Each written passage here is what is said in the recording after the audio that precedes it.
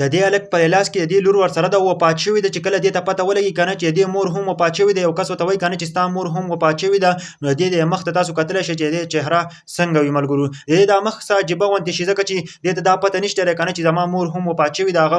هم چې ده نو اوبه وړي ده یار ډېر د افسوس مقام دی د دې کس مکمل طور باندې خاندان ختم شوی دی دا غریب چې ده نو هم یوازې پاتې شو لور یې په لاس کې ورسره ده وړوکې شان لور یې ده او هغه چې ده نو د دنیا نه رخصت شوي ده خو دې ته دا پته نشته دی چې زما مور هم وفات شوې ده زما خاندان چې ده نو هم ختم شوی ده یار ډېر د افسوس مقام دی څنګه چې تاسو ته پته ده سیلاب چې دی نو حالات مکمل طور باندې خراب کړي دي ټول خلکو خاندانونه چې دی نو مکمل طور باندې ختم کړي دي یا د خاندان نه یو کس پاتې شوی یا دوه کس پاتې شوي نور چې دی نو کورونه هم نشته دی د هغو خاندان هم ختم شوی دی او حالات یې مکمل طور باندې خراب شوي دي یار خو دې کس چې دی نو د چهره تاسو ولیدله که نه تاسو به هم په ژړا باندې مجبوره شئ یار چې دې ته دا پته ولګي که نه چې د دې مور هم د دنیا نه رخصت شوې ده هغه چې دی نو اوبو وړې ده هغه هم د دنیا نه رخصت شوې ده نو تاسو د دې چهرې ته کتلی شئ چې دې چهره څنګه شوي او دې د مخ څه بل شان شي ملګرو یار ډېر د ژړا مقام دی هېڅوک نه غواړي که نه چې زموږ د کور نه دې یو کس نیمګړی شي هېڅوک نشي برداشت کولی خو بس الله په قدرت ته وګوره که نه چې دی داسې سیلاب راغی که نه چې هر څه یې تباه و برباد کړل په خیبر پښتونخوا کې قیامت راغی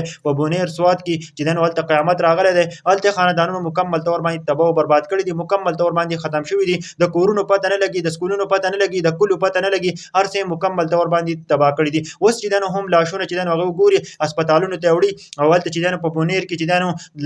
کپانونه هم کم شوي دي خلک چې دی نو وایي کپانونه راوغواړئ کپانونه د نور ځګونو نه راغواړي او خلکو ته ورغونډوي ځکه چې لاشونو له غسل ورکولو واله چې دی نو هغه هم کم شوي دي چې راشي ښځو له غسل ورکوي د ښځو تعداد ډېر زیات دی د قبرونو کنسترو واله چې دی نو هغه هم ډېر زیات ستړي شوي دي ډېر د افسوس مقام دی یار نن د ژړا مقام دی په خیبر پښتونخوا باندې قیامت دی هر طرف ته چغارې دي څوک خپله مور ګوري څوک خپله خور ګوري څوک خپل زوی ګوري او څوک خپل پلار ګوري په دغه کې اخته دي یار ډېر د ژړا مقام دی یار تاسو کتلی شئ الله دې زموږ په پښتنو باندې خپل رحم وکړي د یو مصیبت نه خلاص نه وي بل مصیبت راغلی وي یو په باجوړ کې اپریشن شروع دی بل طرف ته پکې داسې سیلابونه راغلي نو حالات ډېر زیات خراب دي ملګرو الله طرف ته رجوع وکړئ زمونږ چې دی نو الله پاک خفه شوی دی په کار چې موږ الله طرف ته رجوع وکړو الله نه وغواړو د الله نه مدد وغواړو د الله نه معافي وغواړو موږ ټول ګناهګار یو ملګرو د دې دا کس د چهره مې ول د نو سړی په ژړا باندې مجبوره کړي یار